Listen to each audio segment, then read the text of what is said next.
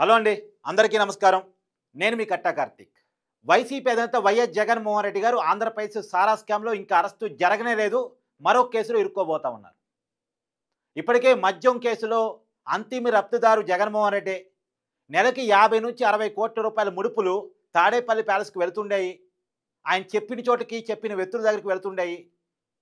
రాజు కేసిరెడ్డి ఈ డబ్బులన్నీ వసూలు చేసి మిథున్ రెడ్డి ద్వారా, విజయసాయి రెడ్డి ద్వారా, బాలాజీ గోవిందప్ ద్వారా అంతిమ లబ్ధిదారు అయినటువంటి బిగ్ బాస్ జగన్మోహన్ రెడ్డికి పంపించేవాడు. ఇది ఆంధ్రప్రదేశ్ సారా స్కామ్లో జరిగిన విచారణలో ఇప్పటికే సిట్టు పొందుపరిచినటువంటి ప్రిలిమినరీ ఛార్జ్ షీట్లో పొందుపరిచిన అంశాలు. నేను సొంత కవిత్వం చెప్పట్లేదు. Page number 131, page number 298 sit charge షీట్లో పేర్కొన్న అంశాలు మాత్రం.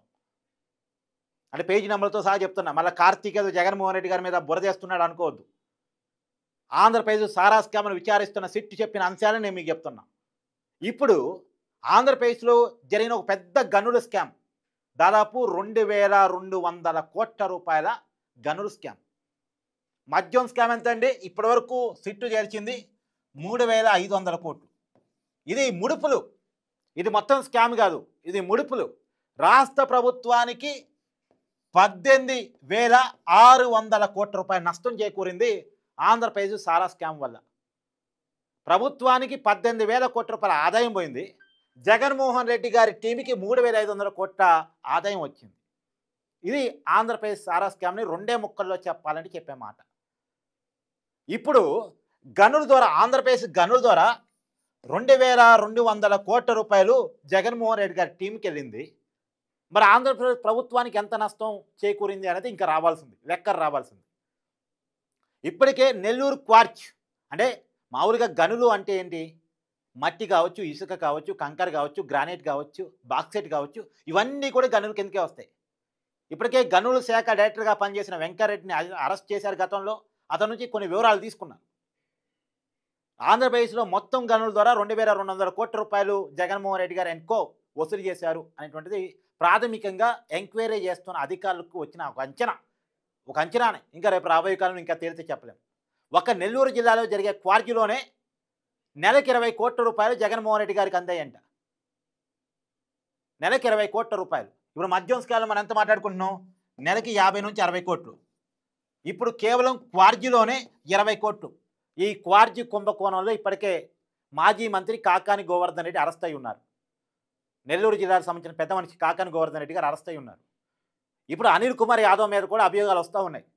అనిల్ కుమార్ యాదవ్ అంటే ఈయన మంత్రిగా ఉన్నప్పుడు ఈయన, ఆయన మంత్రిగా ఉన్నప్పుడు ఆయన, 2.5 years ఆయన, 2.5 years ఈయన క్వార్జీ అక్రమ తవ్వకాలను చేపించేసి, అక్రమ రవాణా చేపించేసి, అక్రమ రవాణాలో ప్రతి వెహికల్ నుంచి కూడా 5,000 నుంచి 7,000 రూపాయలు కమిషన్ వసూలు చేసి, ఆ వసూలు చేసిన దాంట్లో జగన్మోహన్ రెడ్డి గారి వాటాలో జగన్మోహన్ రెడ్డి గారు పంపించేవాళ్ళు.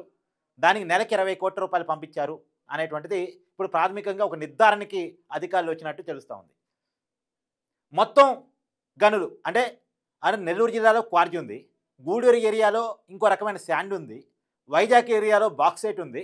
మొత్తంగా దీంట్లో కూడా 50 కోట్లు, ఒక అంచనాగా 50 కోట్ల రూపాయలు మొత్తం గనుల ద్వారా. ఒక క్వార్జీలో 20 కోట్లు, మొత్తం గనుల్లో 50 కోట్ల రూపాయలు ప్రతి నెల జగన్మోహన్ రెడ్డి గారి ప్యాలెస్కి, జగన్మోహన్ రెడ్డి గారు చెప్పిన చోటికి డబ్బులు పోతుండే. ఇదంతా జనం డబ్బే అండి. సహజ వనరుని దోచేసి సంపాదించిన డబ్బు. అది 50 కోట్లలో మట్టిని దోచేసి ఉండొచ్చు, కంకరను దోచేసి ఉండొచ్చు, ఇసుకను దోచేసి ఉండొచ్చు. ఆంధ్రప్రదేశ్లో ఉన్న బాక్సైట్తో వైజాగ్ ఏరియాలో ఉంటుంది, బాక్సైట్ దోచేసి ఉండొచ్చు. ప్రకృతి సహజ వనరులను దోచేసి నెలకి 50 నుంచి 60 కోట్ల రూపాయలు గనులు దాంట్లో కూడా జగన్మోహన్ రెడ్డి గారి ప్యాలెస్కి వెళుతుండేవి. ఆయన చెప్పిన వ్యక్తుల దగ్గర పోతుండేవి. ఇప్పుడు వస్తున్నటువంటి అంశం ఇది. మనం మద్యం విషయంలో విన్నాం. సారా కుంభకోణంలో ఎక్కడెక్కడ డెన్నులు పెట్టారు, మొత్తం 7 డెన్నులు వివరాలతో సహా మొన్న మా ప్రతినిధి వలి మీకు వీడియో చేసి వినిపించాడు. ఎక్కడెక్కడ డెన్నులు పెట్టాడు, అడ్రస్లు ఏంటి. హైదరాబాద్లో 6 డెన్నులు అడ్రస్లు, తాడేపల్లి ప్యాలెస్లో land mark apartment, Jaganmohan Reddy గారికి అపార్ట్మెంట్ ఆయన ఉండే ప్యాలెస్ పక్కనే చాలా క్లియర్గా అడ్రస్తో సహా మనం టీవీ మా ప్రతినిధి వలి మీకు వీడియో చేసి మరీ చూపించాడు. ఎక్కడెక్కడ ఎక్కడ పెట్టారో అనేది సిట్టు వివరాలు అందించిన దాని ప్రకారం అవన్నీ ఛార్జ్ షీట్లో ఉన్న అంశాలే.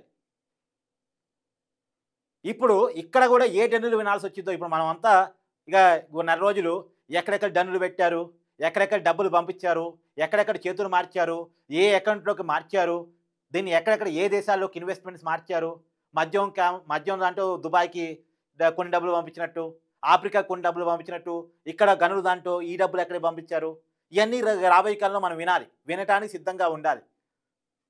వినటానికి మనంతా సిద్ధంగా ఉండాలి. ఆగమాగం జగన్నాథం ఏదో మన పల్లెటూళ్ళు అంటారు కదా, అలా ఉంది. 2019 నుంచి 2024 మధ్య జరిగిన స్కాముల వివరాలు చూస్తూ ఉంటాయి. ఓ రకంగా జర్నలిస్ట్గా మాకే ఒక బాధ, ఆక్రోశం, ఆవేదన కలుగుతూ ఉంది. ఇప్పుడు మేము జర్నలిస్టులం కాబట్టి న్యూట్రల్గా ఉండాలి కాబట్టి, ఏ రాజకీయ పార్టీ మీద కావాలని వీడియోలు చేయకూడదు కాబట్టి ఈ స్కాములు చూసి చూడటం కావాలా, లేదు అంటే ప్రజల కోసం ప్రజల తరపున ఈ స్కాములను ఎక్స్పోజ్ చేయాలా, అర్థం కాని పరిస్థితి. ఎందుకంటే స్కాములు జరగలేదు అంటానికి ఏం లేదు. మద్యం స్కామ్ అయితే చాలా క్లియర్గా కనపడతా ఉంది. ప్రజలకు ఏ బ్రాండ్ అమ్మారు, ఎలా ప్రజలను చంపారు, ఎలా క్యాష్ అండ్ క్యారీ పద్ధతులు అమ్మారు, అది ప్రజలకు కనపడుతున్న అంశం. ఇప్పుడు నెల్లూరు జిల్లాలోకి మీరు వెళ్ళి అడగండి, ఆ ఏరియాలో పోయి అడగండి, క్వారీ అక్రమ తవ్వకాలు జరిగాయా లేదా, అక్కడ గిరిజనులు అడగని చెప్తారు. అంటే ఇవన్నీ జరిగాయి అని కళ్ళ ముందు కనపడుతున్నప్పుడు, జరగలేదు అని నమ్మటానికి లేనప్పుడు, కళ్ళ ముందు స్కామ్ కనపడుతున్నప్పుడు మనం ఒక వ్యక్తిని టార్గెట్ చేయకూడదు, ఒక రాజకీయ పార్టీని టార్గెట్ చేయకూడదు, న్యూట్రల్గా ఉండాలి, జర్నలిస్ట్గా ఉండాలి అనే కారణం చేత మనం చూస్తున్నట్టు పోవాలా. నేనైతే ఒక నమ్ముతాను. శ్రీకృష్ణుడు భగవద్గీతలో చెప్తాడు, కురుక్షేత్ర మహాయుద్ధంలో పాండవుల తరపున నించొని ఒకటి చెప్తాడు, ధర్మం వైపు మనం ఉండాలి తప్ప న్యూట్రాలిటీ అనేది కరెక్ట్ కాదు. ధర్మానికి అధర్మానికి జరుగుతున్న యుద్ధంలో ధర్మం తరపునే ఉండాలి, వాస్తవానికి అవాస్తవానికి జరుగుతున్న పోరాటంలో వాస్తవం వైపే ఉండాలి, నిజానికి అబద్ధానికి జరిగే ఫైటింగ్లో నిజం వైపే నిలబడాలి. ఎన్ని ఇబ్బందులు వచ్చినా, ఎన్ని ఆరోపణలు వచ్చినా, ఎన్ని బెదిరింపులు వచ్చినా నిజం వైపే నిలబడాలి అనేది ఒకటి ఉంటుంది. అదే నమ్ముతాను, అందుకనే ఇలా చేస్తున్నాను. సగటు వైసీపీ కార్యకర్తలు కూడా ఆలోచించుకోవాలి.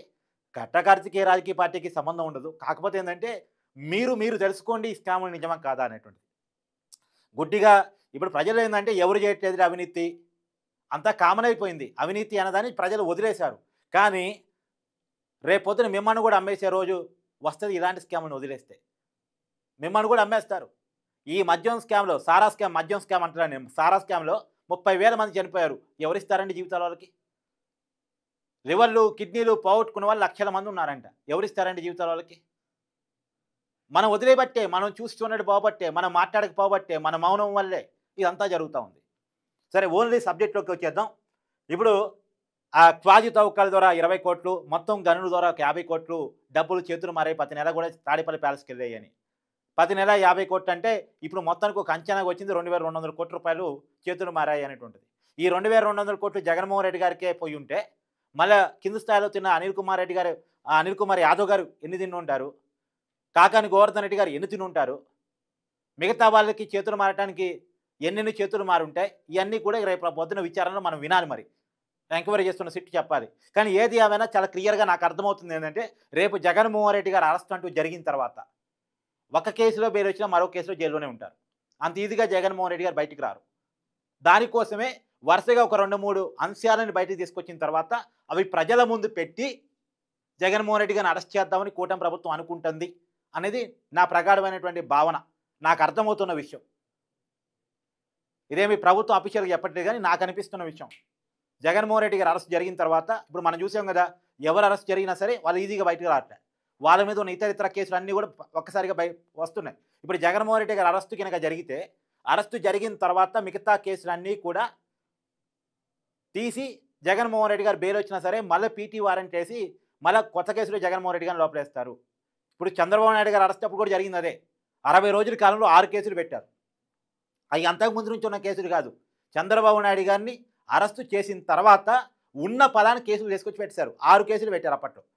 అలానే ఇప్పుడు జగన్మోహన్ రెడ్డి గారు అరెస్ట్ కంటే ముందే కేసులు ముందు పెడతా ఉన్నారు. కేసుల్లో ఇన్వెస్టిగేషన్ వేగంగా చేపిస్తూ ఉన్నారు. కాకపోతే ఈ గనులు దాంట్లో ఎంతమంది అరెస్ట్ అవుతారో చూడాలి. ఎందుకంటే మద్యం స్కామ్లో ఇప్పటివరకు 12 మంది అరెస్ట్ అయ్యారు. అదే సారా స్కామ్లో 12 మంది అరెస్ట్ అయ్యారు మిథున్ రెడ్డి గారితో కలిపి. చెవిరెడ్డి భాస్కర్ రెడ్డి గారు, మిథున్ రెడ్డి గారు, జగన్మోహన్ రెడ్డి గారికి ఓఎస్డీగా పనిచేసిన కృష్ణమోహన్ రెడ్డి గారు, ధనుంజయ రెడ్డి గారు ఐఏఎస్ కన్ఫైన్డ్, వీరంతా బాలాజీ గోవిందప్ప, వీరందరితో కలిపి దాదాపు 12 మంది అరెస్ట్ అయ్యారు. ఇప్పుడు ఈ దాంట్లో ఇప్పటికే ఈ గనుల దాంట్లో అయితే మన కాకాని గోవర్ధన్ రెడ్డి అరెస్ట్ అయ్యి ఉన్నారు. ఇక అనిల్ కుమార్ యాదవ్ గారు రేపో మాపో అరెస్ట్ అంటున్నారు. చూడాలి ఇక రాబోయే కాలంలో ఎన్ని అరెస్టులు కేవలం ఈ గనుల స్కామ్‌లో చూడాల్సి వచ్చిందని. కానీ ఏది ఏమైనా అంతిమ లబ్ధిదారు జగన్మోహన్ రెడ్డి గారు దాకా పోయే లోపులోనే ఒక 10 మంది నాయకులు అరెస్ట్ జరగొచ్చు. ఒక 10 మంది నాయకులు. మరి ఎవరెవరు చేస్తారు, ఎవరెవరిది ఆపుతారు చూడాలి.